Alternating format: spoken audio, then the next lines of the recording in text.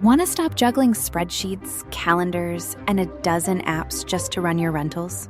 Lodgify makes it easy. It's an all-in-one toolkit for hosts. Build a direct booking website, automate guest messaging, and keep all your channels in sync. Running your rental business your way has never been simpler. And for Good Morning Hospitality listeners, you can get 20% off any yearly plan with code GMH20. Just check the link in the show notes to get started today.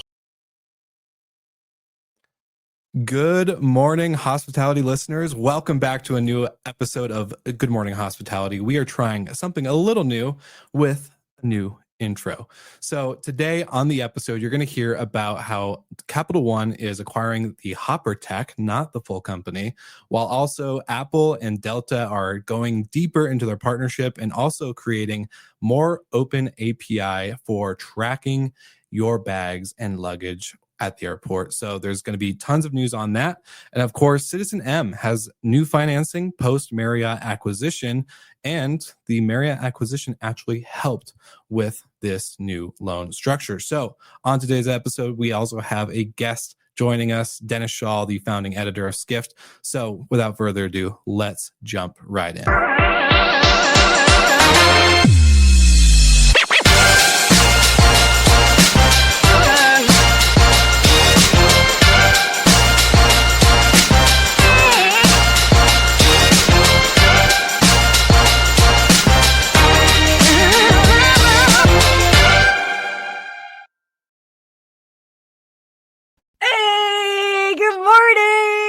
Good morning, Sarah. Whoa. I'm trying to fill in with that Steve Turk intro. I but know, man. but we got a lot of new stuff. We got a lot of new happening this week. You start with that new intro. I'm a big fan of that style where you kind of set us up so everybody that's joining us knows where we're going to be going today. And then I also love the actual new introduction with that music. That's totally recapping the whole early morning energy vibe that we like to keep strong. I was just going to say, we were really trying to tap into that early morning energy. Monica at the creative team at Skift really pulled that all together. She was the creative eye behind it. So shout out to Monica. Thanks for all your hard work. She makes my life a lot easier. So bravo. Very excited for all the new changes and for today's episode, because we have a legend in our midst. We do. A legend. Yeah, actually, yes, a legend joining us the day before Thanksgiving, which is crazier. So I saw Lou sent a quick message. He was like, "Where is Sarah?" Jeez. Where are you? Your background is different. So where are you? Because also for the listeners, Steve Turk could not make it today. He is still on the show. I'm just filling in as a backup to a backup to a backup. The last resort kind of thing. He's out this week, but we'll be back next week. Yeah, definitely. So I happen to be at my grandparents' house in good old Allentown, Pennsylvania. For those that know all the smaller regional airports, ABE flew in there last week. But what's so cool about this lovely purple room that I'm in is I've got all these maps behind me, and I think we're talking about it. It's super cool. So there's a map of Antarctica because my grandparents went. All these AAA maps. They have one of Los Angeles that they got when I moved there 20 years ago. So cool. It's super cool. So it's a little bit of a different room, but lots of travel history around me. Lots of travel history, which we're going to get into in some future episodes. But I think we've been keeping Dennis backstage long enough. Yes. Should we bring Without him further ado, bring on Dennis. Come on, Dennis. Come on down. Hey, I'm ready to boogie with that new intro, so let's go. Let's go. I saw Dennis's head backstage bobbing along, so I was like, all right, if Dennis is moving and grooving, then we're in a good shape. We're in good shape. If it's Dennis approved, it's like it's a go. It's right. A go. Love. Perfect. Dennis, I would love for the listeners that don't know how legendary you are and your background, I would love for you to give us a quick intro. Obviously, founding editor at Skift. So you've covered so much. I actually told Dennis this at Skift Global Forum. I was reading your stories when I was a front desk agent at a Marriott autograph collection. So I'm a big fan, obviously. So I would love for you to take a quick moment for an intro. Thank you very much. First of all, I deny everything. Ah! But beyond that, I have been covering online travel for various publications for 25 years. No way. You started Way. when you were 6, right? Okay. Exactly. And founding editor of Skift, we founded Skift, 3 people in a co-working space, then 5 people, No and way. it's grown, beyond my wildest dreams. And writing, I wrote an oral history of online travel, talking to all the founders, and I've sort of charted it the whole way. I love that. Yeah, it's incredible. And for the listeners, I definitely think you should check out the history of online travel piece. It's actually one of my favorite pieces to reference because of the depth and detail, which I think is we were talking backstage a little bit about this, like how kind of a lost art, right? Like short form content has really ruined our attention span. So if you can sit down for 20 to 30 minutes and read something on screen, I think this is one of the pieces definitely to jump There are into. anecdotes in there that literally are not fit to print. Some really juicy ones. So yes. Ooh, I love it. That's great. I actually haven't read that piece, so I'm going to put it on my list to check out later today. Definitely. Don't you worry, Sarah. I'll be sending it right now. Can't wait. Right now. Can't wait. It's so cool. Well, one of the reasons why we have Dennis on is because of some big news that has been happening, or that has happened lately. And so Capital One is acquiring Hopper Tech.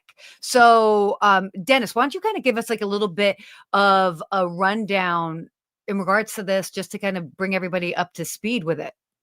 Yeah, so Hopper has powered Capital One Travel since around 2021, providing the flights and hotels and all the fintech products like price prediction and price protection. And so now what's happening is Capital One is poised to acquire the customized tech that Hopper uses to power Capital One Travel. It's not powering it's not taking all of Hopper's tech. Hopper will still be alive. And it's poised to hire a chunk of Hopper's engineering team and hotel team, so it can, so Capital One could strike out on its own and, establish its own direct relationships with hotels and do other things. This is interesting. Like, and it's also, for those I think that maybe not be following the industry as closely. I mean, we're familiar with Hopper from the B2C side of things. Yeah. And so I like that this is really showcasing more of their B2B play that they've been really building out for quite some time. Right? Yeah, but now they're so they've been doing the B2B stuff for around 3 years. They power a bunch of banks in Japan, in Canada, in Latin America. They power Uber travel. Okay. But that's now they're you know how hot B2B is in travel these days. So Hopper is basically abandoning its consumer business. It's all but shut it down. Oh, really? Yeah. And 90% of its revenue now comes from the B2B business. Well, definitely Dennis, would make sense that that's where more of the money is coming from. Keep going. No, for sure. And I was going to say, I found it really interesting that Uber went the route of Hopper for their Uber travel side of inventory because of all the rumors around, Dara was former CEO at Expedia. So why not have the Expedia roll up or a partnership happen? Is there a particular reason why you think Uber chose Hopper? Was it because of their stronger B2B side or maybe growing B2B side? It could have been, Hopper is known for the young travelers it attracts. Yeah. Everyone thought Hopper was, a really big up and coming brand, that they would go public, that they would challenge Expedia. They have all fintech products. I don't know how it is now, but for a while, Hopper was making more money on fintech products than it was selling the actual travel. So I think maybe Uber saw an up and coming company, but it just reminded me of Marriott and Sonder. Marriott did this partnership with Sonder that collapsed, and you can make an argument that Hopper is, fading. So some parallels there. Oh, interesting. And but again, it's also, I mean, as any company would, it's like you follow where the money is. And so it's Yeah. like if the business is growing in one direction, and this happens all the time in various forms of technology, it might start a business or a piece of tech might start for solving one problem, and then as it's in implementation, you're realizing, oh, actually, this makes more sense. So I mean, it's kind of like a natural sort of progression Yeah. of a tech company. Yep. But that's interesting to say the least. I kind of And want to ask you, Dennis, yeah, around the credit card side of things, yeah, because Capital One acquired Discover, which was a big move, especially after all the acquisitions being shut down by the government in the last couple of years. And so that was a big, big play, a big consolidation in the credit card space. But then also, I think American Express, I saw you post an article, is looking for a potential buyer for their corporate travel side of things. So the credit card businesses have been really pushing into loyalty and distribution and mhm, travel in general. What do you think is next? Because as you said, Hopper is pretty much fading in a lot of ways, and we'll cover a piece about the founder starting something new yeah, and yeah. exciting. But it just seems silly for me, that they're just acquiring this tech piece and not the whole company. But you made some good points behind the stage, so would love to kind of get your thoughts on that. Yeah, well, Hopper has been around forever. I don't know if it's 15 years. People think it's a Yeah. startup. They've gone through. They when they began, they didn't launch a product for like the first 5 years, and Mm, it wasn't a product. It was sort of like a TripAdvisor. It wasn't the Yeah. product that you know today. So they took forever to launch, um, and yeah, I just lost my train of thought. oh, no, Oh yeah. You're good. So what we're seeing is the emergencies of these powerful credit card companies. We have Amex Travel, we yeah. have Chase Travel, who are the Yeah. two leaders, and Capital One has kind of fallen behind. Hmm. Chase acquired Frosh Travel in Yes. order to get going. I could see Capital One doing some more acquisitions as well, because I think they're Oh. gonna have to build like this travel agency infrastructure if they really want to strike out on their own. Yeah. Interesting. That makes complete sense. And it's like, I mean, I don't know. I think about it with what I've got. I've got an Amex, I've got Chase, I've got Capital One.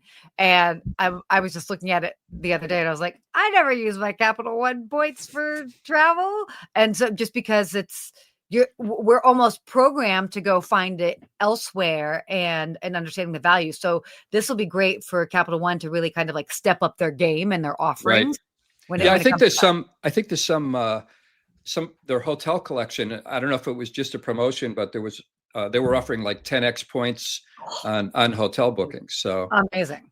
yeah. Yeah. Oh, wow. Okay, so let's talk about the founder. So this was what was I thought was so interesting with the piece that you wrote. There's like been something going on kind of behind the scenes that not everybody's been necessarily aware of. So what has the founder been up to? Yeah, so nobody in the travel industry appeared to know about this. But in 2022, the founder, Fred Lalonde, went out and formed a new company, a climate capture company. They do, climate projects to capture the carbon and store them. So he is now the chairman and co-founder of this company. Okay. He took the Hopper CTO with him. There's Okay. Lawrence Tassi, former CFO Airbnb, is a co-founder as well. So you have to ask, Hopper raised $740 million. Mhm. Does Hopper investors, are they really crazy about the fact that he's now has his attention on a second company? Yeah. Um, A new baby. a new baby. Maybe it's the favored child. I don't know. Yeah. Yeah. Well, it's interesting because again, obviously he's mindful of that, hence why it's been a little bit under the radar. I mean, it's obviously it's out there, it's information that we're privy to, but it's obviously not being blown up or overly advertised at this point. And but then again, with Capital One acquiring the Hopper Tech, maybe the investors are like, you know what, it's it's okay because like the company is going where the money is anyway, so they hopefully they feel comfortable and strong with that decision, at least. Yeah, but I just wonder about Hopper's future because Yeah. Capital One is their largest partner, Yeah. and Yeah. we don't know if there will like be no relationship between Hopper and Capital One when this deal goes down and announced. But you just have to wonder about the future of their B2B business if they're losing their largest customer. Yeah. 100%. And with $700 million plus raised, it's no small decision, I would say, right? Like if you're losing your biggest customer, for them to just take your tool with them, like they don't need you anymore. There's no more money with that outside of the sale. So I don't know, that sale can only last so long. So I would be surprised if investors are really surprised, or not surprised, but happy about the decision. But again, who knows? Maybe they're getting a nice little chunk of change. So it don't look good. Oh, you heard it here first. Yeah. It's like, but yeah. So I mean, I think that's a really valid point. So it's kind of big news. Also interesting, like this week, kind of a big sort of travel week, and it's interesting that it's kind of like dropping now. Yeah. A lot of stuff going on. Yeah, with the Marriott Sonder thing and a lot of news. Yeah. Definitely. A lot of shifts happening, that's for sure. Yeah. Yep. Yeah. Well, I was gonna ask you just, Dennis, on your quick take on the landscape of distribution and loyalty. It's been a topic we've covered a lot, and this is kind of like my last question for you, just on where, like, the Capital One, Chase, Amex, all big credit card players, Marriott Bonvoy becoming more of a distribution channel than just a hotel brand itself. Where do you see this going? You could argue that this is a positive development for hotels. Hotels have long been looking for alternatives to Expedia and Booking.com, the power that they have. For a while, TripAdvisor got into hotel bookings, and some hoteliers were hoping that this would be sort of a third force. So, now Amex Travel and Chase Travel, they're among the largest leisure travel companies in the United States. And with Capital One on the road to becoming stronger, you could argue that this is positive for hotels because now there's a new gunslinger in town. Yeah, it's kind of like breaking up the pie, so to speak, so that just distribution is just going to be a little bit different. Right. The power. Right. And also, for me, like, you hear a lot of talk of agentic AI, and we'll have to see where that's going. Yes. And, people have tried to book travel in social media, on TikTok and whatever, but travelers, historically, they want to book with their credit card companies. They want to book direct. They want to book with OTAs, They do. So, agentic has a lot to prove. It has a long way to go, but it has a lot to prove about whether travelers will really want to book on ChatGPT. I think they will. I think it's more of just a timing thing, just as travelers get more comfortable with it. You know what I mean? I mean, think about at some point there was the shift of, I'm not necessarily booking direct with a hotel. Now I'm booking with a third party, an OTA, originally at some point that shift happened. And so, it's going to be interesting. It's the tale of two worlds in essence, because you've got the consumers, which they're going to do whatever is easiest for them. I mean, I talk to travelers all the time and they're like, I'm just going to go book it on an OTA. And the hotelier in me is always like, everybody, look, the pie's big enough. Everybody's got a piece of the pie, but the hoteliers and me like, book direct, or like, or with a travel advisor. But there's, look, there's an absolute need and space for it, and they're user friendly. So as agentic AI, obviously, as it ends up evolving, people go where there's the least amount of friction, and whatever's the easiest and looks the prettiest and has a great user experience, that's where people are going to go, and that's how they're going to book their stuff. They want to go where they can get their points and where they can get the lowest price. Oh, totally. Oh my gosh. Yeah, definitely. And I don't blame them, the gamification of it. Yeah. Totally. Ooh. Yeah. The It's good landscape stuff. is a-changing. Yes. Damn. Dennis, we're going to quote that. Just damn. So good. Well, Dennis, I don't want to take up too much more of your time. I know it's holiday season. We're all traveling, getting ready to spend some time eating a ton of good food. So thank you so much for joining Yeah, us on this special seriously, thank you. segment to cover this. Obviously, I'm sure we're going to have you back on once the deal actually closes and Please, actually yes. we have more juicy bits. Hey, Come thanks for back having on me. anytime. Thanks so much. Of Of course. Well, course. thank you so much. We'll see you guys soon. Amazing. Awesome. He's the Wow. best. He's the best. He's great. He, again, like absolute legend, and knows so much about the industry. So that's fascinating. I love it. Thank you for asking that question at the end. Like, where is the landscape? Like, what's happening in the future? Obviously, Yeah. we don't have a crystal ball. We can't totally No. predict things, but it is always interesting to just see where things are trending and shifting. So Yeah. hot topic. Definitely something we'll have to track, and I'm gonna have to create like a new place on my whiteboard just for all the stories for GMH tracking. It's like, okay, we have a lot of stuff that is continuing to develop and to change and to update, obviously, as things are being closed and announced. Yeah. And yeah, lots of stuff. So keeping some job security on my end, but we have a couple more topics to cover, Sarah, and I'm excited for it because you've covered this before in the past, and I've seen you create some amazing short form content on your Instagram around the Apple AirTag and tracking your luggage and all this other stuff. So yes, you do. This is perfectly well timed. So for the listener's sake, can you explain what this new partnership is with Delta Airlines? Yeah. So, and it's so funny because I was recording this yesterday for the Skift Daily Briefing, sitting like in the Delta area next to like flight attendants as I'm like talking into a microphone. But this is great. Yeah. So, Apple and Delta are expanding their bag tracking through their share item location. So, as you can see here, they're joining forces on a new baggage tracking tech. For those that know, obviously, Apple AirTags has always, you toss a little AirTag into your bag. You can use your phone, Find My feature, and you can always see where your bag is. Now, traditionally, before you would have that, and then you're like, oh, well, my bag isn't here. They're like, well, it shows that it's still in Cincinnati. Yeah. And it's like, well, according to my phone, it's actually here.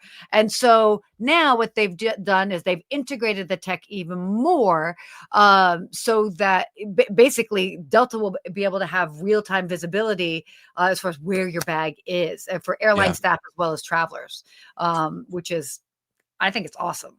Yeah. My favorite part about the story was not just about the deeper integration that Apple is getting into the travel space, but that this API, well, not the results. It's the API that they were developing with Delta is not just exclusive to Delta. So they have actually opened this API to allow other travel providers, whether it's airlines or basically anything involving travel, to have this feature. And I think this is where travel needs to continue to go, because how many times have you been pissed off that a system doesn't communicate to each other because they look like they were built in 1995 and on dial-up internet? And the tech just has never caught up to where iPhones and all this new fancy consumer tech that we have today. So for me, I was like, thank you for making it open and available for others. So that way we're not just having all the force feed into Delta. No offense. I know you're a big Delta fan. No, but like, I mean, look, if you're flying on something else, like it can't force feed through. It doesn't make sense, of course. No, I'm airline agnostic when it comes to the tech. Okay. Yeah. All right. When the tech fees, just that part. But yeah, so do you want to share the results though? I would actually love for your perspective on this. Yeah. This was cool. So since they've kind of done this like partnership already with the Apple AirTags, so far they're showing that there's 26% fewer retrieval delays because they're able to end up finding the bag earlier. And then there's also been, this is wild, 90% drop in truly lost bags. 90. That's, I mean, that completely is a game changer. Yeah. I was gonna say that's enough of a result to guarantee someone's performance bonus at the end of the year. Whoever came up with the idea, you better get that performance bonus, because that's significant. It's huge. That's changed the landscape. It makes me actually think, because there are a couple of those business out there that's like lost luggage stuff. I actually went to it in Huntsville, Alabama. There's this famous store. I forget the exact name of it, but basically what they do is they end up buying from auction, lost bags, and then what they do is they open it up and then they sell the contents from the inside. So for businesses like that, which are very strange business model to begin with, you guys are going to have less supply. Let's just put it like that. But it's wild. But I do want to come back to this, is that, by the way, and kind of going into your comment about it's not just a Delta piece. This is kind of paving the way for everything else. It's also not just airlines. So I love that, from rail, like trains, cruises, festivals. So basically anywhere where people could potentially lose bags or items, they're all getting into this. So this is huge. Yeah, I've been talking to a bunch of, I'm a big EDM head. So I've been like talking to a couple industry friends about, potentially going to Tomorrowland, if we could ever get tickets, but like all these things. Right. And the worst part is, I have an Apple AirTag on my keys, my wallet, all my things. But it would just be so great. Like, cause they all have their own apps. They all have their own, whatever for you to be connected and to have all the information. So to have that availability for the Find My Things type of feature. Incredible, especially for that. Oh, totally. No, it's great. This is definitely a game changer, just for the industry as a whole. I can't tell you the number of friends that I still like. I had a good friend of mine who ended up going on this will be a huge story for another time, but she ended up going on a cruise. She was flying from Atlanta. By the way, she did not ask me for help booking her stuff because she would not have been in a situation without, and she knows it. She had flights with 2 layovers to get from Atlanta all the way to Stockholm. The first flight was delayed, so then they missed the connection in Chicago, had to wait, go through the next day, then they had to go to Zurich, and then ultimately in Stockholm for, I think it was something like a 16-day cruise. Bags get completely lost. They have to go on the cruise. Of course, they didn't pack extra carry-ons or any clothing in their carry-on.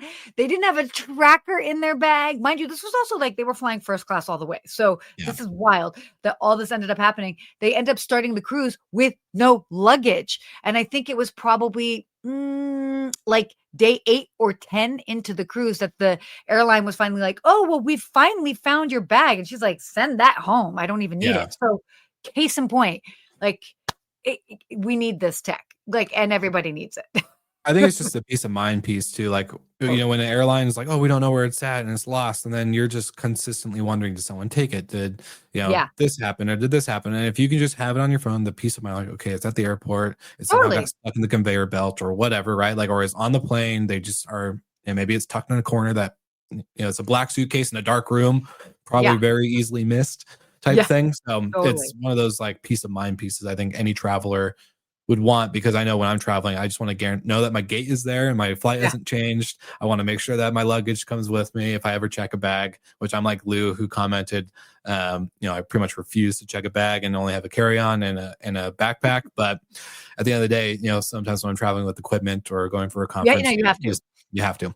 Well, it's funny. We traveled. I'm with my mom, and because she moved recently, and so we specifically traveled with 5 checked suitcases, and I had like a carry-on in a suitcase because we're going to be filling it up to come back across to the West Coast. So I was like, "Ooh!" But happy to report, all made it, no problem. And they were all tracked, probably. For sure.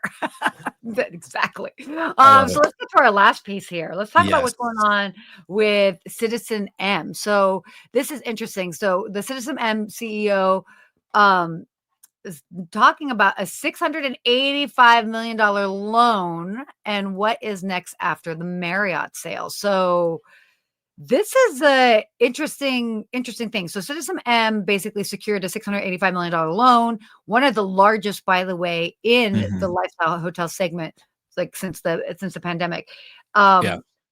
It's interesting because it comes months just after Marriott sold its stake. So it's kind of signaling this sort of like clean ownership path. But what are you seeing with this? Well, what should surprise me with this was that Marriott bought the CitizenM brand. And the owner group, the owner that had the brand, kept the property ownership under them. So they rebranded under a new name for the ownership group of the properties. But the thing that made this story stand out for me with something that Dennis mentioned earlier was with the Sonder crash out between Marriott and Sonder. Obviously, Mhm. they were able to get this loan. Citizen M was able to get this loan from JP Morgan Chase because of the affiliation with the Marriott brand. Now that Marriott Yeah. owns Citizen M, that made them more, I guess, less squirmish to give them the money. Yeah, yeah. And when you have those types of deals happening with an affiliated brand that's always had a good name, but then yet something like a big burn, crash and burn with Sonder, different deal, right? Like Marriott didn't own Sonder as a brand. It was, I think the 20-year licensing deal was a foot in the water for that, but Mhm. it did not end well. And there's a ton of claims if you go on X or Reddit or any of these other platforms. There's so many guests still out $4,000, $5,000, $6,000 on their trips or their stays with Sonder and the Marriott handling of that. Yeah. So the good thing is good for this group, good for the ownership group of the properties to get this refinancial structure. There are, I think, got 3 new properties in development in the US currently. So they're going to be able to build out more into this brand that Marriott owns. But I think when Mhm. you have such a good reputation, you got this money based off of Marriott's reputation, it really shows like how important the reputation is when you handle anything, even with the Oh, licensing agreement like Sonder. So that for me is like, okay, they got the money because of the good rep, but yeah. how long can that go in the future now that Marriott has kind of a stain on its name? Yeah. Yeah, I mean, I think it's a really valid point. I mean, it is a great brand though, and it is It is. exciting. So I think that this is a smart move, and it makes sense. Even the actual like name makes sense. Yeah, You know what I mean? Just because there's an M, and then Marriott. So, for sure. um, yeah, I was it'll be also it. surprised. Yeah. Sorry, go ahead. Go ahead. No, no, no. Go for it. Well, I was surprised to hear the former CEO talk about how fast the integration was into the Marriott Mhm. system with the brand. So Mhm. they closed on the sale of the brand in July, and by Yeah. November they were up and running with full integration. So um, yeah, it's pretty good. I was Yeah. surprised. I was like, dang, normally it's not that fast with big corporations. So Yeah. um, Oh, good for them. no, no, no. It's totally wild. I mean, it's going to be interesting. Again, like it's a fun brand, and just to kind of see how this evolves, Mhm. like where, yeah, it's going to be. For again, it's going to be interesting, and there's more just players on the scene and options for travelers. So I'm a big Yeah. fan of that always.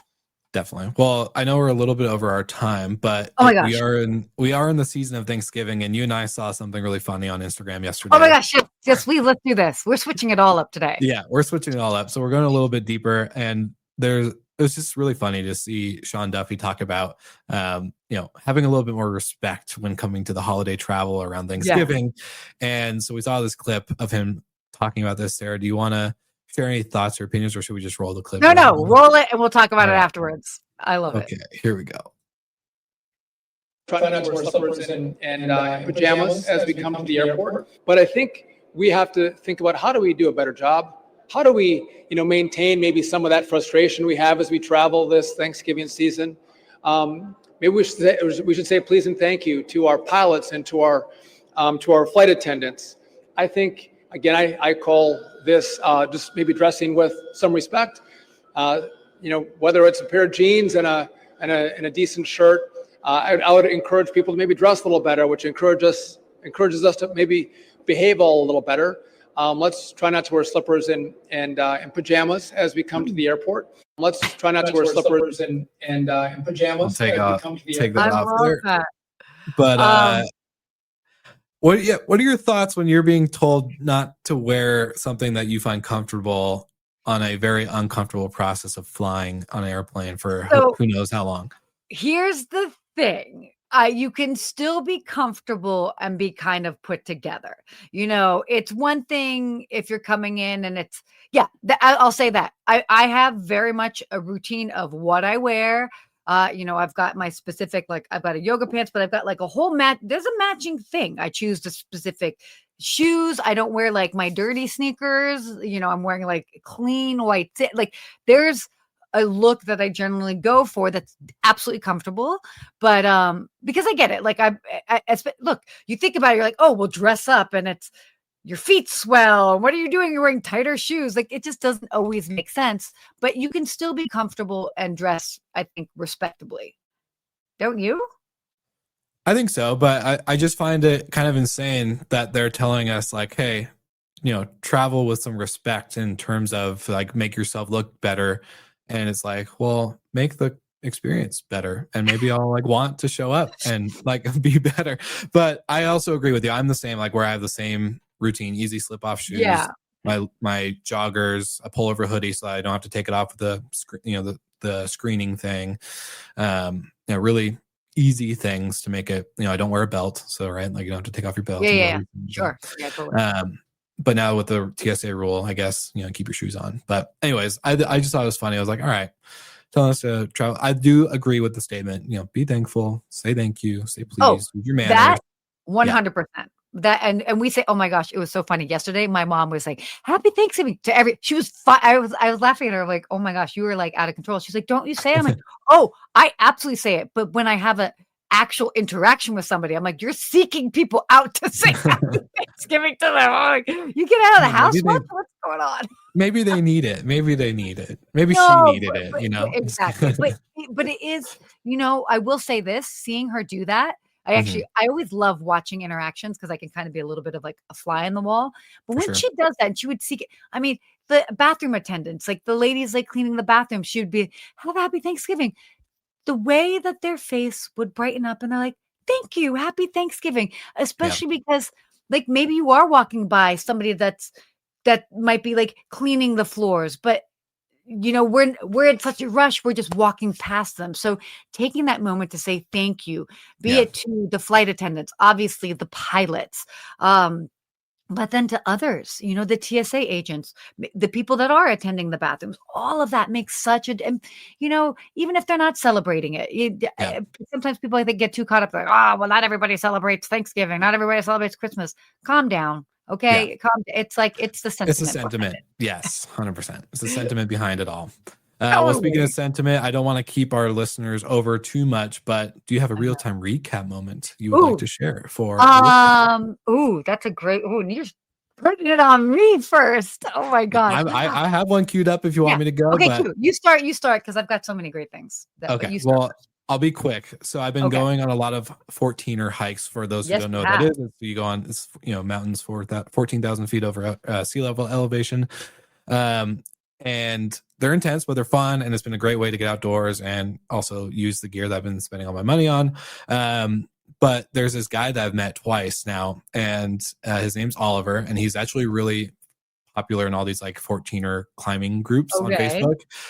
He's done over 100 peaks in a year and a half. And which all the biggest peaks in Colorado, which is crazy because there's some pretty intense ones. And he's known as the rosary guy, and he gives out rosaries to people who are climbing the same mountain as him or at the trailhead or whatever. And so he gave me a rosary, or he attempted to give me a rosary on the struggle bus that we were on for the first time we met. And he ran out, and so we got to chatting and got to hear his story a little bit. He's a really great guy. And then ran into him at this last one this weekend, and he's like, oh, Will, he remembered me. I was like, oh my gosh, like crazy to see you again. So it was really cool. Just made my day because going into the hike, I was just like, all right, like that was a really positive experience. And he was just out there. He wasn't even climbing that day. I was like, are you going to summit with me? And he's like, nope, I'm just here to give out rosaries to people and say hello. And he's doing the same thing on Thanksgiving. And just really cool way to give back to the community, whether you're a believer in that faith or not. Like he was just really seeking intention with people. And I really appreciated it. So I love my real-time recap. Oh my God, I got chills when you were sharing that. And that's a great point. Like it's not necessarily, I mean, obviously, if you are of that faith, the rosaries would be that much more special. But even if you're not, it's still like it's totally the sentiment. And I love that. And I love that he's not even summiting that day, and he's still going out there to just set the tone for people. Yeah, it was early in the morning too, and cold. So good for him. That's wild. Yeah, we need more of that type of stuff in the world. Well, I will say this. I feel like sometimes like like a broken record talking about my love for Delta, but I will say this. You're like, I knew it was coming. I knew it. So I've had 3 flights in the past 4 days. 2 of them have been delayed. So the first one was from Los Angeles to Las Vegas, which was hilarious because that's like a 45-minute flight, and my flight was delayed 3 hours. I could have easily driven faster, but I'm trying to get my status for next year, so everybody knows about those mileage runs. And so, but they were really good as far as communicating. And this was actually different. They communicate, even the communication via text sort of said like, oh, we're waiting on crew or something along those lines. So we had an idea as far as what was going on, because sometimes you have a delay, but you're like, well, the plane's here. I don't understand. Is it a mechanical issue? Is it a crew issue? Is it this? And so just without going into too many details, they just kind of worded it ideally or in a way that you could at least know what was going on. And they kept the updates going, and they were really wonderful with that. And then, I just reached out to them afterwards. No, without a question, they sent me some more miles just as an apology. And then yesterday also we were delayed coming from Atlanta to Allentown, a smaller flight, but again, they were also very communicative, super nice. So just shout out to them for just half the time. And this is, I think you'll probably agree with this when it comes to, when I think back on my hotel experience, people understand stuff goes wrong, for whatever reason. They might be bummed about it or it's annoying or whatever, but look, we all live in the world. Nothing's perfect, but it is all in how you communicate. And if you can communicate honestly, that goes such a long way versus being like, oh, I don't know, or hiding things because people feel like they're being lied to. That like makes the problem worse. So if you're just like, hey, we're just waiting for a crew, or it's bad weather, the pilot is delayed coming in because of this, like, okay, cool, we get it. It may be a bummer, but we can handle that. So always lead with that in case you have to deliver any sort of news. And shout out to Delta for just doing it right. That's why I fly with them. Customer service is on point. I'm dying to know how they train their staff because they are phenomenal. Yeah, definitely have to open up that playbook for the rest of the industry to follow along because not everyone does it. So no, that's good. That's good. I like it. Well, this was fun. This is fun. And I have to say, super, super grateful that you were able to join. I know this is the season of being thankful, but, kind of just in looking back, since you've included us to, myself and Steve to be part of the Good Morning Hospitality team, to this whole transition to Skift, to how the brand and the show has evolved. So thankful because I know you're not on camera a lot with us all the time, but for those that don't know, Will is moving mountains behind the scenes. So super thankful for you because we would not be here today on this platform. None of this would be happening without you. So just want to say super thankful for you. All right. Well, that just made my whole day. So thank you so much. No, it's been an incredible 5 years with the pod with you and Steve. You guys do a lot too on the sense of just being committed to the time. It's a live show. It's, wild things happen behind the scenes. It's constantly adapting to new stories or new takes or even getting a guest on like we had with Dennis. So I just appreciate you guys' commitment to it and to believe in the dream as much as I did to get to the point with Skift, where obviously this is a big milestone. And we're just excited for the next round of changes. So I'm thankful for you guys' friendship also because getting to work with you on more than just one thing and to understand that like we were friends first as well. So yeah, really thankful. A lot goes on behind the scenes, everyone. So, and also thankful to everybody that takes the time to join us live. That's huge. Yes. Obviously, if you listen to the replay, super appreciative of that. And hopefully you guys get great value of it. That's why you subscribe and all of that and share it with others. But also really, really, really grateful for those that come and join us live. I love this because that makes it interesting and fun. And you see, like we can have crazy things that might take the show in a different direction because you are interacting with us live. So please 100%. Continue to do so. If you haven't yet and you're hearing this on a replay, join us on the live segment. We'll give you a shout out. Even tell us it's your first time. We'll make sure to do an extra special shout out for you if you do. So love it. 100%. Well, without further ado, have a great Thanksgiving, everybody. And like always, like and subscribe to your favorite podcast platform on Good Morning Hospitality, wherever you find it. And like always, we'll see you again next week. And stay hospitable. Stay hospitable. Dang it, I forgot about that part. Such a good call. All right. Thanks, everybody.